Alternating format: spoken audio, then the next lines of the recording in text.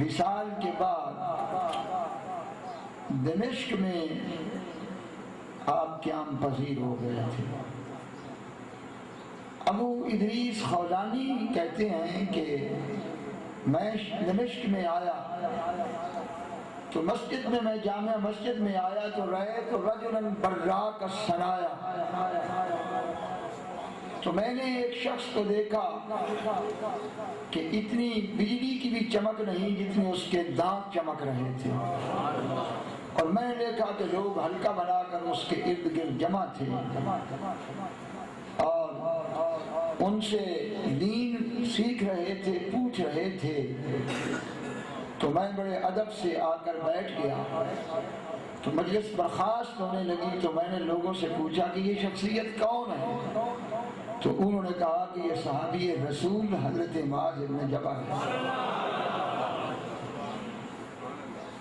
آپ فرماتے ہیں کہ میں اسٹو میں ہو گیا کہ کوئی علیحدگی ملے تو میں ان سے کچھ گفتگو کروں، یہ صحابی رسول ہے۔ تو میری عادت تھی کہ میں سورج ڈھلنے سے پہلے ہی مسجد میں آ جاتا تھا۔ تو ایک دن میں بہت جلدی نماز ظہر کے لیے مسجد میں آیا، تو وہاں پہنچا تو مجھ سے پہلے حضرت معاذ بن جبل تشریف لائے۔ تو میں نے کہا کہ آج بہت مبارک گھڑی ہے کہ صحابی رسول کی مجھے زیارت خلوت میں نصیب ہو گئی۔ تو میں ان کے قریب ہوا اور میں نے کہا اے اصحابی رسول واللہ انی احبک، خدا کی قسم میں آپ سے محبت کرتا ہوں۔ تو وہ خاموش رہے۔ پھر میں نے کہا واللہ انی احبک واللہ انی احبک، خدا کی قسم میں آپ سے محبت کرتا ہوں، اور سرکار کا فرمان ہے کہ تجھے اگر کسی سے محبت ہو تو کہہ دو اسے کہ مجھے تجھ سے محبت ہے، تو اس لیے میں یہ ظاہر کر رہا ہوں کہ میں آپ سے محبت کرتا ہوں۔ تو 3 دفعہ جب میں کہا تو جبزنی بردائی، تو آپ نے میرے قمیض کو پکڑا اور کھینچ کر کہا میرے قریب آ جا۔ تو میں قریب آ گیا، تو آپ نے کہا کہ میں تجھے بتاتا ہوں کہ سمعت رسول اللہ بأذنایا، کہ میں نے اپنی ان دونوں آنکھوں سے حضور کا دیدار کیا، اور ان دونوں کانوں نے، میرے دونوں کانوں نے وہ حدیث سنی کہ جو لبان مصطفیٰ کو چوم کر نکل رہی تھی، اور وہ حدیث جو میں نے خود کانوں سے سنی وہ یہ تھی کہ حضور سید عالم صلی اللہ علیہ وسلم نے فرمایا کہ اللہ تعالیٰ فرماتا ہے کہ وجبت محبتی للمتحابین فیا والمتجالسین فیا والمتزاورین فیا والمتبادلین۔ فرمایا یہ حدیث بیان کرنے سے پہلے جو میرا آپ نے کپڑا کھینچ کر قریب کیا تھا، تو اس میں مجھ سے 3 دفعہ پوچھا اللہ تحبنی، کہ یہ مجھے بتا کہ کیا تجھے مجھ سے یہ محبت اللہ اور اس کے رسول کی وجہ سے، کوئی اور وجہ تو نہیں ہے؟ تو میں نے کہا کہ اس لیے ہے کہ آپ حضرت سید عالم کے صحابی ہیں، رسول اللہ کے صحابی ہیں، اس لیے۔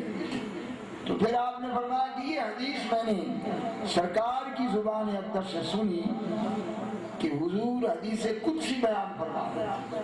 حدیث قدسی وہ ہوتی ہے کہ جو کلام اللہ تعالیٰ کا ہو اور اس کے راوی حضور علیہ السلام، اور جو حدیث حضور کی ہو اور راوی صحابی ہو تو وہ حدیث کہلاتی ہے، اور حدیث اللہ کی ہو اور راوی حضور ہو تو حدیث قدسی کہلاتی ہے۔ تو فرمایا کہ یہ اللہ تعالیٰ کا فرمان ہے کہ جو لوگ میرے لیے اور میرے محبوب کے لیے آپس میں محبت کرتے ہیں تو ان سب کی محبت مجھ رب پر واجب ہو گئی۔ آپس میں پیار ان کا اسی میں، جیسے اہل سنت والجماعت کا آپس میں پیار ہے، اور کوئی پیار کی وجہ نہیں، صرف یہی وجہ ہے کہ ہمیں اللہ سے بھی محبت ہے، اللہ کے محبوب سے بھی محبت ہے، پیارے محبوب کے صحابہ سے بھی محبت ہے، حضور کے گھرانے سے بھی محبت ہے، سرکار کی امت کے اماموں سے بھی محبت ہے، ہمیں اولیاء اللہ سے بھی محبت ہے، پیروں سے بھی محبت ہے، محبت کرنے والوں سے بھی محبت ہے۔ اتنی محبتیں جب جمع ہو جائیں تو ایسی محبت کی کیا بات ہے، کیا شان ہے۔ اور اتنی محبتیں جو ہیں ان کا ثمرہ یہ ہے، ان محبتوں کا ثمرہ یہ ہے، شاید کوئی صوفی بیچارہ اتنی محنت کر کے پہنچا ہے یا نہیں، یا پہنچے گا یا نہیں پہنچے گا، مجھے کچھ خبر نہیں، کیونکہ جو بھی بغیر محبت کے اس رستے کو طے کرنے پہ چلا ہے تو وہ لٹا ہے، بہت کم ہوا ہے کہ پہنچا، وہ لٹا ہے، پوری طرح پٹا ہے۔ عشق چوں کشتی شبد بحر غواص، کم بود آفت بود اغلب خلاص۔ اور اہل محبت ہی اس راہ کو طے کرتے ہیں، اور محبت ساری رات جاگنے سے نہیں آتی، محبت تسبیح چلانے سے نہیں آتی، محبت دین کی محنت کی رٹ لگانے سے نہیں آتی، محبت اسی کو ملتی ہے جسے محبت والے کے دل سے محبت ملتی ہے۔ یہ از دل قبر دل، یہ معاملہ دلوں کا ہے، یہ محبت فضاؤں میں نہیں ڈھونڈی جا سکتی، یہ محبت کہیں چلتے ہوئے نہیں ڈھونڈی جا سکتی، یہ اسی کے سینے سے ملتی ہے جس کو کسی کے سینے سے ملی ہے۔ اور چلتے چلتے اہل محبت سے جس کا رشتہ ہے وہی صاحب محبت ہے، نہیں ہے تو اسے محبت نہیں ملتی۔ تو یہ جو محبت ہے یہ فقط اس کا ثمرہ کہ وجبت محبتی للمتحابین فی، کہ ان کی محبت اللہ فرماتا ہے مجھ پر واجب ہو گئی۔ اللہ پر تو کوئی چیز واجب ہے نہیں ہے، اس پر تو کوئی واجب چیز ہے ہی نہیں، وہ مالک الملک ہے، وہ اپنی شانوں میں بے نیاز ہے، اور وہ اتنا بلند ہے کہ کسی انسان کی عقل کی گہرائی نہیں کہ اس کی رفت کو پا سکے۔ سبحانہ و تعالی عما یصفون، کہ جو کچھ کائنات والے بیان کر رہے ہیں اللہ اس سے بہت اونچا ہے، اور ساری زندگی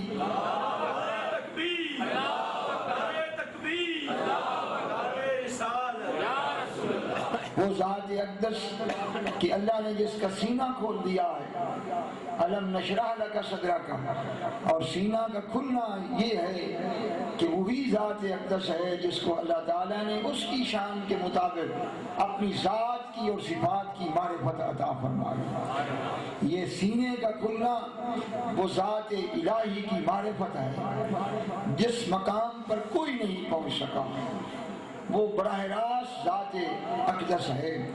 اللہ تعالیٰ کی تجلیات ذاتی کا مظہر کامل فقط حضور ہیں، باقی جتنے انبیاء ہیں سب کے سب حضور سے لے رہے ہیں، اور وہ شرح صدر جو ذات اقدس کا ہے وہ حضور کی خصوصیت ہے۔ تو جو ذات معرفت میں کامل ہے، جو عبادت میں عبد کامل ہے، اور جو رب کی تعریف کرنے میں احمد الحامدین ہے، وہ فرماتا ہے لا احصی ثناء علیک کما انت علی نفسک، میری مجال نہیں کہ میں تیری وہ ثنا بیان کروں جو تو اپنی ذات پر ثنا بیان کر سکتا ہے، تو پھر کتنا بلند ہے وہ رب، کس کی مجال ہے، کس کی ثنا، کتنی رفت ہے اور کتنی بلندی ہے اس ذات کی، کس کی مجال ہے کہ وہاں تک جا سکے۔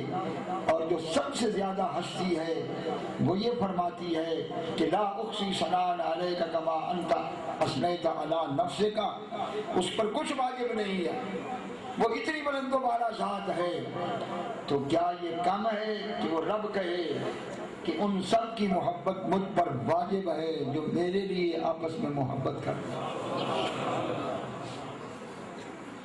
تو کوئی نہیں اس محبت کا ثمرہ، جنہیں رب کہے کہ یہ میرے محبوب ہیں، تو کوئی اپنے محبوب کو آگ میں ڈالے گا؟ کوئی اپنے محبوب کو ننگا ہوتے دیکھ سکتا؟ کوئی اپنے محبوب کو پریشانی میں دیکھ سکتا؟ کوئی اپنے محبوب کی ذلت کو برداشت کر سکتا ہے؟ تو جن کو رب نے محبوب بنا لیا ہے وہ سمجھتے نہیں ہیں کہ رب نے جن کو محبوب بنا لیا ہے وہ تو رب کی پناہ میں آ گئے، اور جسے رب کی پناہ مل گئی ہے وہ اس سے بڑا انعام کیا اور چاہتا ہے؟ اور یہ کسی ظاہری محنت کا ثمرہ نہیں ہے، یہ کسی وظیفے کا ثمرہ نہیں ہے، یہ صرف اس بات کا ثمرہ ہے کہ اللہ کے لیے، اللہ کی خاطر، اللہ کے بندوں سے محبت کرنا۔ وہ سنا ہوا ہے نہیں ابراہیم ابن ادم بلخی کا واقعہ؟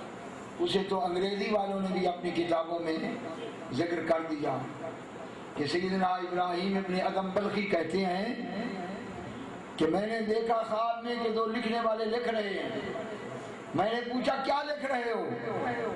تو انہوں نے کہا ہم ان لوگوں کا نام لکھ رہے ہیں جو اللہ تعالیٰ سے محبت کرتے ہیں۔ تو میں نے کہا کہ میں بھی کسی شمار اور قطار میں ہوں؟ تو انہوں نے کہا کہ نہیں، آپ کا نام ان میں نہیں ہے۔ تو میں نے کہا چلو اگر میں ان میں نہیں ہوں تو ان میں تو میرا نام لکھ لو کہ جو اللہ سے محبت کرتے ہیں میں ان سے محبت کرتا ہوں، ان میں تو میرا نام لکھ لو۔ تو پھر دوسری رات وہ آ گئے اور پھر لکھ رہے ہیں۔ تو میں نے کہا آج کن کا لکھ رہے ہو؟ کہنے لگے آج ان کا لکھ رہے ہیں کہ اللہ جن سے محبت کرتا ہوں۔ تو پوچھا کہ میں کس شمار میں ہوں؟ فرمایا تو تو سر فرشت ہے۔ کل ان کا تھا جو اللہ سے محبت کرتے ہیں، تو نے کہا میرا ان میں لکھ لو جن کو اللہ سے محبت ہے، تو اللہ نے کہا کہ میں ان سے محبت کرتا ہوں جو میرے بندوں سے محبت کرتا ہوں۔ یہ کسی بخیل کو نصیب نہیں، یہ کسی بغیض کو نصیب نہیں جس کا دل بغض سے بھرا ہوا ہے، یہ کسی عظمت والے کی عظمت نہ سمجھنے والے جاہل کو نصیب نہیں، یہ کسی بدبخت کی قسمت نہیں، یہ کسی بہت بڑے بڑے عابد کو بھی میں نہیں کہہ سکتا کہ اس کی قسمت ہے۔ ای سعادت بزور بازو نے تانا بخشد خدائے بخشنا۔ اللہ تعالیٰ جس کے دل کو چاہے صاف کر دے اور اس کے دل کو اللہ تعالیٰ اپنے بندوں کے لیے منتخب کرنا۔ امام ابو الحوازن کشیری رسالہ کشیریہ میں لکھتا ہے،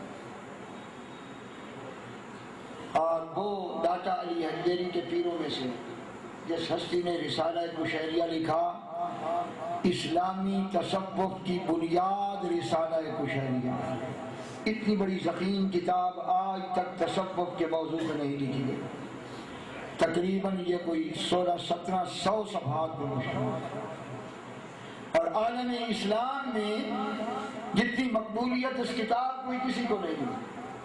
باقی ساری تصوف کی کتابیں بعد میں آئیں، ہمارے المعارف شیخ شہاب الدین سہروردی پیچھے ہے، بہت پیچھے ہے، یہ ان سے پہلے کی یہ کتاب ہے۔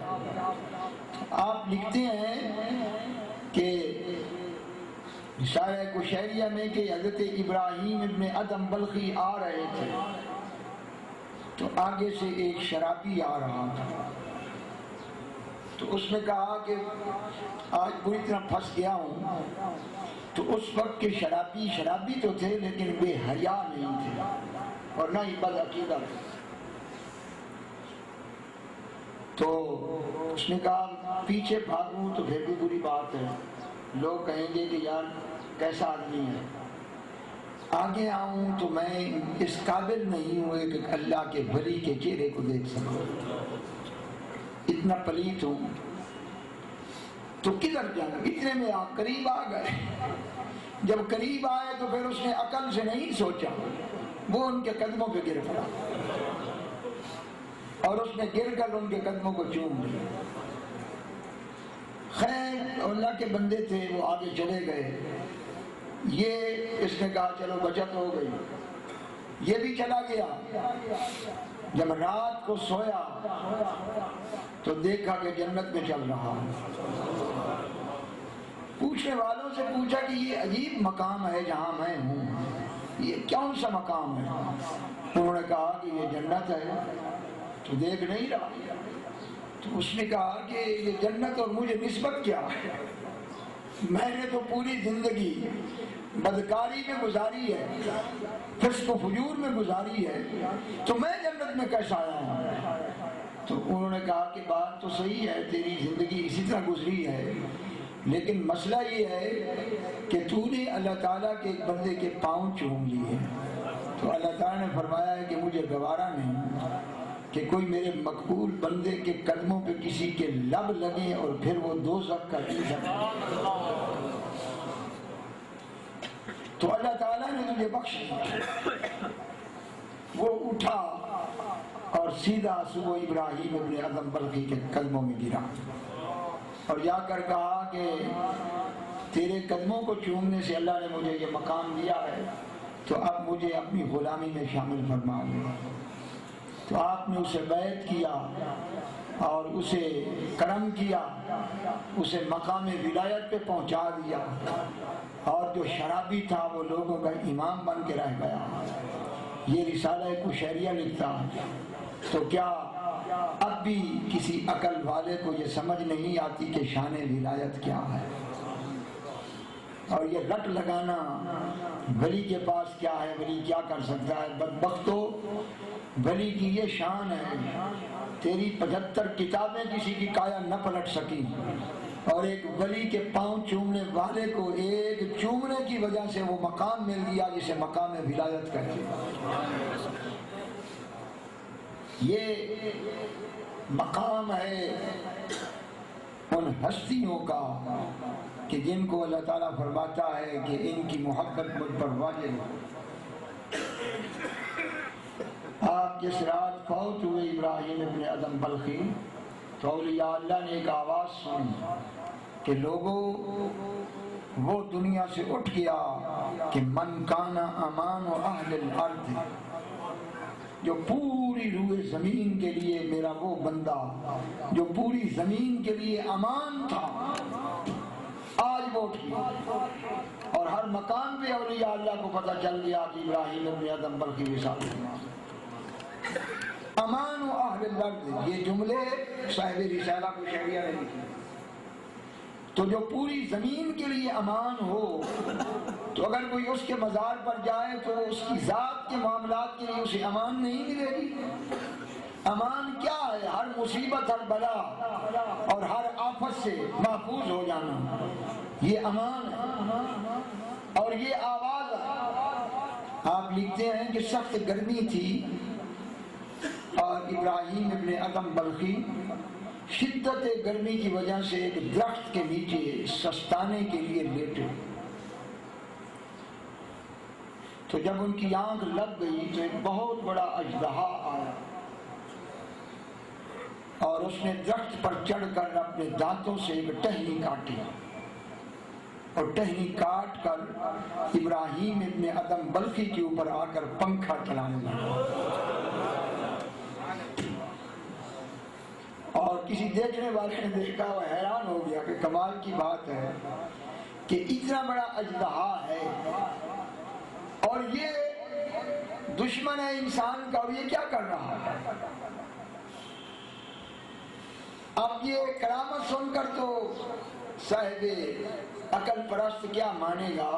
انہوں نے تو پیسے پہلے ہی ماشاءاللہ انہوں نے سوچا ہوا ہے کہ سرے سے ہی کہہ دو کہ یہ ساری کہانیاں ہیں، مطلب یہ 1600 صفحے لکھنے والے جو داتا کے پیر ہیں، نعوذ باللہ، وہ جھوٹ کھول کر اپنے یہ جہنم تیار کرتے ہیں۔ یہی کہنا چاہتے ہیں جو ہستی 5ویں صدی ہجری میں آئے، جس کا زمانہ حضور کے اتنا قریب ہو، تو ان کو کیسے آپ سوچ سکتے ہیں؟ زمانہ جتنا جتنا دور ہوتا جا رہا ہے دل برباد ہوتے جا رہے ہیں، اور جتنے زمانہ نبوت کے قریب دل ہیں ان دلوں کے انوار کی کیفیت ہی کچھ اور ہے۔ آپ کہیں گے کہ یہ بات کیسے ہے؟ یہ بات جس کو اللہ تعالیٰ نے اللہ تعالیٰ کے محبوب کی حدیثوں کا علم بخشا ہے، نور بصیرت بخشا ہے، اس کے لیے سمجھنی کوئی مشکل نہیں۔ یہ بخاری شریف کتاب العلم میں حدیث ہے۔ سرکار اقدس صلی اللہ تعالیٰ علیہ وسلم ارشاد فرماتے ہیں ان اللہ و ملائکتہ و اہل السماوات والارض حتی النملۃ فی جحرها وحتی الحوت فی البحر لیصلون علی معلم الناس الخیر، کہ یقیناً اللہ تعالیٰ اس کے تمام فرشتے اور تمام آسمانوں والے اور جو کچھ زمین میں ہے سب کچھ، اہل السماوات والارض، ساتوں آسمانوں اور ساتوں زمینوں جو کچھ ہے، یہاں تک کہ چیونٹی اپنے سوراخ کے اندر اور مچھلی سمندر کی تہ کے اندر اس اللہ کے بندے کے لیے درود و سلام پڑھتی ہے کہ جو مخلوق کو خیر دے رہا ہے۔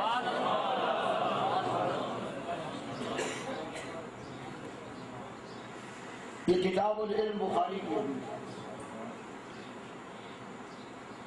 تو کیا میں پوچھ سکتا ہوں کہ آسمان والوں کو کیسے پتا چل گیا کہ یہ خیر دے رہا ہے؟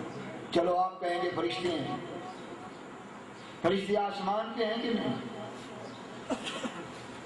نوری مخلوق ہے۔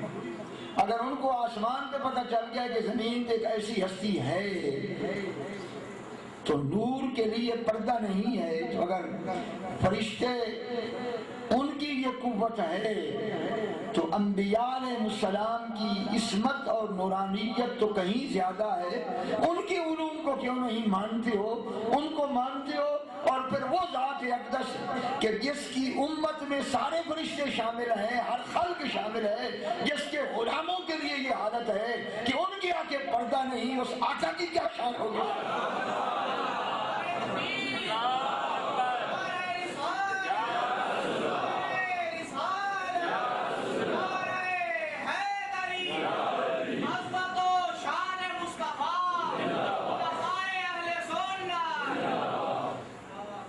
چلو وہ تو آسمانی فرشتے ہیں،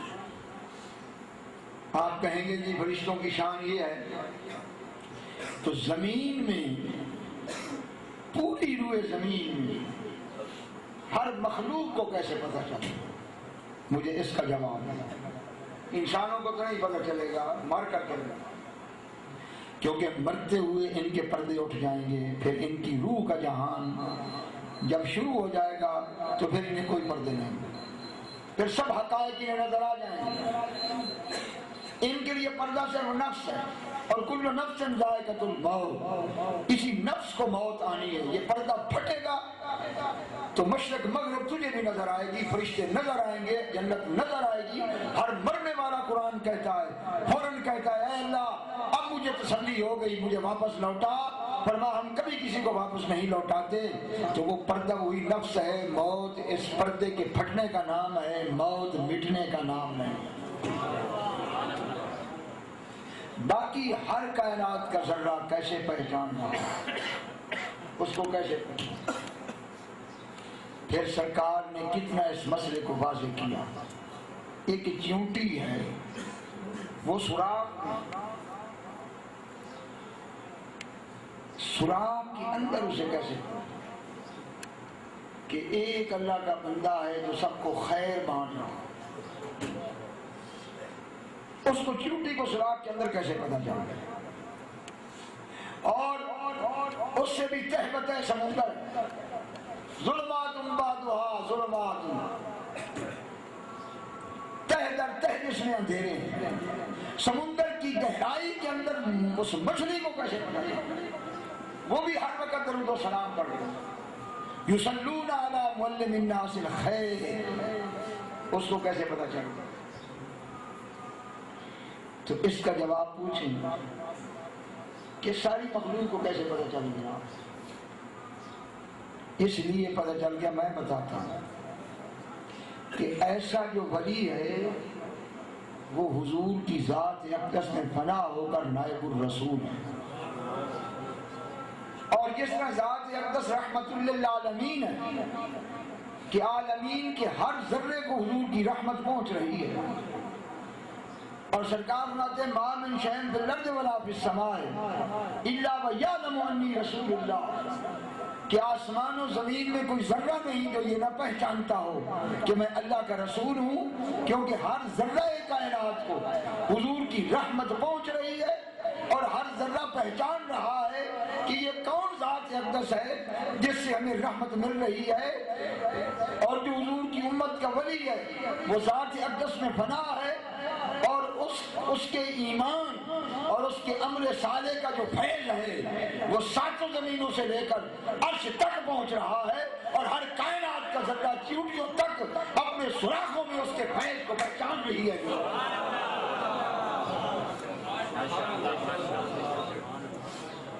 یہ علیحدہ بات ہے کہ ثم ضرب له القبول فی الارض۔ حدیث قدسی ہے کہ جبریل امین کو کہا جاتا ہے کہ جاؤ زمین میں میرے اس بندے کی قبولیت کا ڈنکا بجاؤ۔ تو کیا ڈنکا جبریل امین کو بجاتے ہیں، ڈھول بجاتے ہیں؟ بتائیں نا۔ تو اگر اس کے علاوہ معاملہ ہے تو قبولیت کا ڈنکا کیسے بجے گا؟ مجھے بتائیں۔ قبولیت کا ڈنکا تو بجنا ہے کہ نہیں بجے گا؟ کہ حکم ہے ثم ضرب له القبول فی الارض۔ تھوڑا سا مسئلہ مشکل ہے، میں آسان کرتا ہوں۔ قبولیت کا ڈنکا تو بجنا ہے کیونکہ رب کا حکم ہے، اور بجانے والے جبریل امین ہیں، انہوں نے شرق غرب میں وہ ڈنکا بجانا ہے، لیکن کس طرح بجاتے ہیں مجھے بتاؤ؟ کبھی سنا ہے کسی نے آواز؟ تو میں عرض کر دیتا ہوں، جس طرح چیونٹیاں سوراخوں میں پہچان جاتی ہیں نا، جن کے دل مردہ نہیں ہوتے زندہ ہوتے ہیں، وہ بھی جبریل کی آواز کو سن لیتے ہیں، یہ یاد رکھیں۔ اور جن کے دل مردہ اور اندھے ہیں تو اللہ فرماتا ہے معبود تو بہروں کو کیا سنا سکتا ہے، تو اندھوں کو کیا دکھا سکتا ہے، تو گونگوں کو کیا دکھا سکتا ہے؟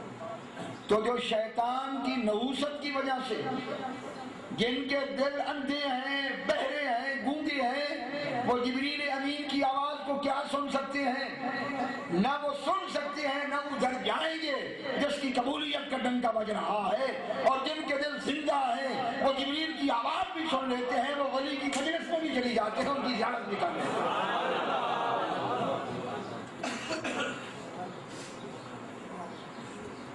ان کو کائنات کا ہر ذرہ پہچان۔ میں نے کسی دفعہ یہاں ذکر کیا کہ فاروق اعظم نے دریائے نیل کو خط لکھا تھا، یہ سنتے آیا کہ نہیں کرامت؟ تو دریا کو کیا خبر تھی کہ عمر کون ہے؟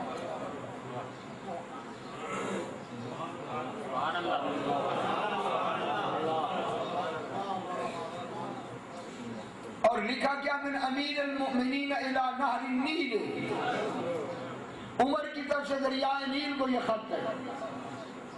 تو مجھے بتاؤ وہ جو پہچانے نہیں اسے خط لکھا جاتا ہے؟ اور کہا ان کنت تجری بنفسک فلا حاجۃ لنا، اگر اپنی مرضی سے چل رہا ہے ہمیں تیری کوئی ضرورت نہیں۔ وَإِن كُنْتَ تَجْرِي بِأَمْرِ اللَّهِ، اگر اللہ کے حکم سے چل رہا ہے تو فَإِنَّ عُمَرَ يَأْمُرُكَ أَن تَجْرِيَ أَبَدًا، پھر عمر تجھے یہ حکم دے رہا کہ قیامت تک تمہیں خشک نہیں ہونا، کیونکہ میں اگر نہ رہوں تو اس کے بعد پھر کسی کو ضرورت پڑے گی تو پھر کیا ہوگا معاملہ؟ یہ تو کوئی بات نہ ہوئی، پھر تو عمر آئے گا نہیں، تو پھر اس کو کیسے چلایا جائے گا؟ فرمان تجری آبادا، یہ لفظ فرمایا کہ قیامت تک چلنا ہے تو نے۔ اور وہ خط ڈالا گیا تو ڈالنے والا کہتا ہے کہ پانی اتنا تیزی سے آیا کہ میری موٹی پنڈلی تک آ گئی۔ اور آج 14 صدیاں گزر چکی ہیں نا، چیلنج کرتے ہیں ہم، لاؤ ہسٹری کو، تاریخ لاؤ، کوئی دنیا کا دریا پیش کرو جو پورا سال چلتا ہو، ہے کوئی ورلڈ میں ریور کہ جو پورا سال جس میں پانی چلتا ہو، 6 مہینے خشک ہوتے ہیں، 6 مہینے پانی ہوتا ہے؟ اور آج 14 صدیاں گزرنے کے باوجود بتا دو کبھی دریائے نیل کی سطح بھی نیچے ہوئی ہو؟ مانا کہ نہیں حکم مانا؟ اور یہی بات لکھی امام فخر الدین رازی نے تفسیر کبیر میں کہ ما کان حکومت عمر علی الناس بل کان علی الخلق جمیعا، کہ عمر کی حکومت صرف انسانوں پہ نہیں تھی، کائنات کا ہر ذرہ عمر کو پہچانتا تھا۔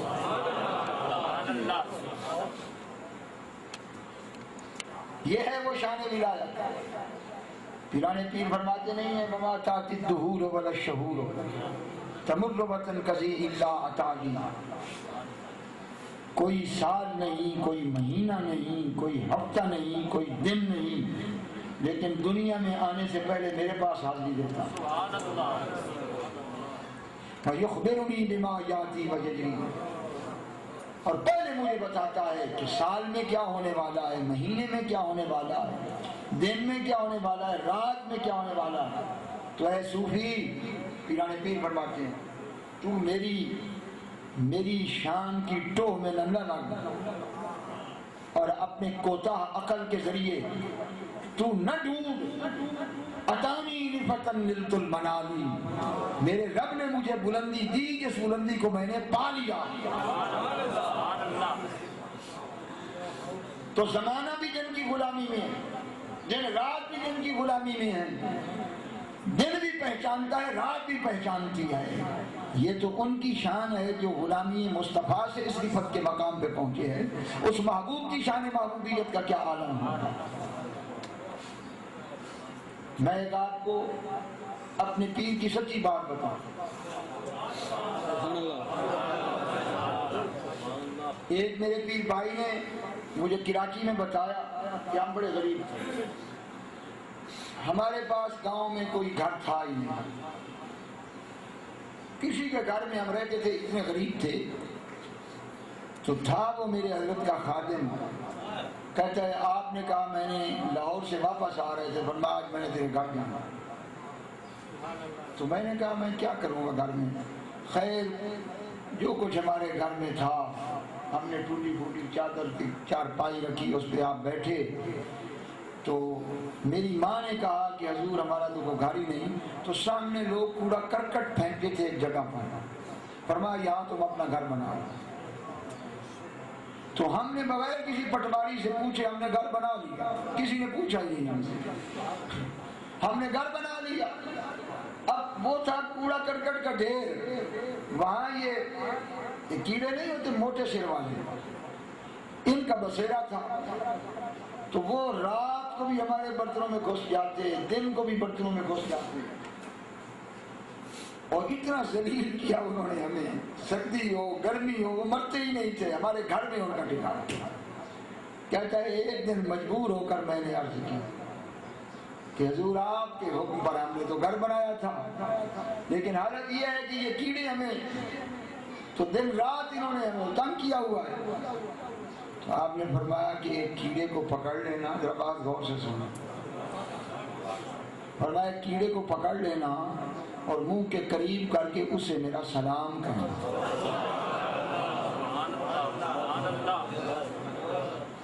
اسے میرا سلام کہنا، اور اسے کہنا کہ اس گھر سے نکل جاؤ ورنہ میں تمہیں پولیس والوں کی قبر میں ڈالوں گا۔ بھائی روایت جتنی ہو بیان کرنی چاہیے نا، کوئی ناراض نہ ہو۔ تو یہ حق نہیں ہے کہ پیر کے ملفوظ کو ادھورا چھوڑ دیا جائے۔ فرمایا یہ پیغام میرا اسے دے دینا، پہلے سلام میرا کہنا، پھر اسے کہنا کہ نکل جاؤ اس گھر سے ورنہ پولیس والے کی قبر میں تمہیں ڈالوں گا۔ تو اس نے کہا خدا کی قسم دوسرے دن نکلنے شروع ہوئے، اور آپ آج ہمارے گھر میں آ کر دیکھ لیں، اس دن سے آج تک کوئی کیڑا ہمارے گھر میں نہیں۔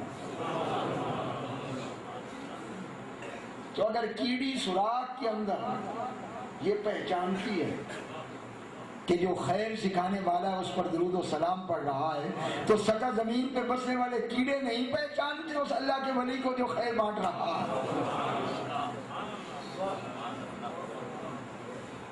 اور لوگ باتیں کرتے ہیں شریعت کی، مگر یہ اللہ تعالیٰ کی شان ہے، یہ مقام عطا فرمائے. میرے شیخ فرماتے ہیں کہ میرے والد گرامی خواجہ محمد ضیاء الدین رحمۃ اللہ، جنہوں نے دہلی کی مسجد جو انگریز نے بند کر دی تھی اس کا تالا توڑ کر صفائی کرا کے آذان پڑھائی، امام مقرر کیا، اور انگریز کے کارندے آئے، آپ نے فرمایا اگر ہم تمہاری عبادت گاہ کو استبل میں بدلیں تو تمہیں تکلیف نہیں ہوگی، تمہیں ہماری عبادت گاہ کو بدلا ہے تو کیا سمجھو ہمیں تکلیف نہیں. اور اس کے بعد سیال شریف سے ان کی تنخواہ بھیجتے رہے. اس وقت دہلی میں اور مولوی اور پیر کوئی نہیں تھا. میں آپ کو حقیقت بتا رہا ہوں، لوگوں کو تاریخ کی پتہ نہیں ہے. میرے حضرت خالص خواجہ محمد ضیاء الدین جیسا مجاہد اعظم ہندوستان میں پیدا ہی نہیں. آپ نے انگریز کے دانت کھٹے کر دیا، جتنا انگریز آپ سے ڈرتا تھا کبھی گرفتار نہیں کر سکا. اور یہ ڈائری تھی انگریز کی کہ اگر آپ نے شخص کو گرفتار کیا تو ہندوستان میں انگریز کے لیے بڑا عذاب بن جائے. اور اتنی خبر رکھتے تھے سیال شریف کے اندر موجود تھے انگریز کے جاسوس، ایک ایک گھڑی کی خبر رکھتے تھے. جب آپ کا وصال ہوا تو لندن سے سرگودا میں ٹیلی فون پہلے پہنچ گیا کہ خواجہ محمد ضیاء الدین وصال فرما رہے ہیں. اور سرگودے کے مریدین کو پتہ نہیں تھا، ان دنوں کو اتنا زیادہ مواصلات نہیں تھے، تو مریدین جو سرگودا کے تھے ان کو بعد میں پتہ چلا، لندن سے ٹیلی فون پہلے آ گئے. تو آپ فرماتے تھے کہ میرے والد گرامی صاحب فراش تھے، محرم تھا، 10 محرم کو لوگوں نے روزہ رکھا ہوا تھا تو مجھے حکم فرمایا کہ انہیں ٹھنڈے شربت سے افطار کراؤ. تو میں نے افطاری کرائی اور اس کے بعد میں گھر میں آیا رپورٹ دینے کے لیے. تو آپ نے فرمایا کہ تجھے مبارک ہو، ابھی میرے پاس سیدنا امام حسن و حسین تشریف لائے، اور آپ نے فرمایا کہ ہم نے قمردین کے شربت کو بڑا پسند کیا. اب بتاؤ کہ جن پر اہل بیت کا اتنا کرم ہے تو ان کی شانیں ہوں گی یا ان ٹنڈے منڈے ملا کی شان ہوگی جو نہ اپنی عاقبت سنوار سکا ہے نہ کسی کی سنوار سکتا ہے، اور یہ ولیوں میں باتیں کرتا. آپ فرماتے ہیں کہ میں نے زور کی نماز پڑھی تو جب سلام پھیرا تو ایک نورانی شخصیت میرے دائیں بیٹھی، تو میں نے فوراً ہی دل نے گواہی دی، میں نے ان کے ہاتھ چومے اور میں نے کہا مسمو کا، عربی لگتے تھے. تو آپ نے فرمایا انا محمد جئت من الطیبہ. پھر فرمایا کہ ایک دن اسی طرح مجھے زیارت عالم بیداری میں ہوئی اور میں بھاگ کر گیا. آپ کو میں نے لنگر پیش کیا، فرمایا نہیں. پھر میں نے دودھ کہا، مجھے پتا تھا کہ دودھ ایک ایسی نعمت ہے کہ جو سرکار رنگ نہیں فرمایا. تو میں گھر میں گیا، والد صاحب نے کہا کس لیے؟ میں نے کہا جی اس طرح ایک ہستی ہے. تو انہوں نے کہا کہ وہ ہستی تجھے زیارت کے لیے آئی تھی، تیرا دودھ پینے تھوڑی ہے. اور میں نے اپنے پیر کی زبان سے سنا. آپ نے فرمایا کہ مجھے اگر کسی مشکل مسئلہ درپیش ہو تو مجھے کتابوں کی ضرورت نہیں پڑتی، میں سیدنا علی مرتضیٰ سے براہ راست پوچھ لیتا. آپ خطاب فرما رہے تھے اور آپ نے کہا لوگوں جو زندہ ہو اس کا ماتم جائز ہے. ماتم تو اس کا کرو جو زندہ نہ ہو. اور فرمایا جب شہید زندہ ہے اس کو مردہ گمان کرنا بھی گناہ ہے، تو جو سید الشہداء ہے اس کی حیات کی کیا شان ہے. تو کچھ بدعقیدہ لوگ بھی بیٹھے تھے انہوں نے کہا کہ جی یہ تو عالم برزخ کی حیات کا ذکر ہے. آپ نے فرمایا کہ اگر کسی کو انکار ہے تو میں پردے ہٹا کر دکھاؤں کہ امام علی مقام زندہ ہے.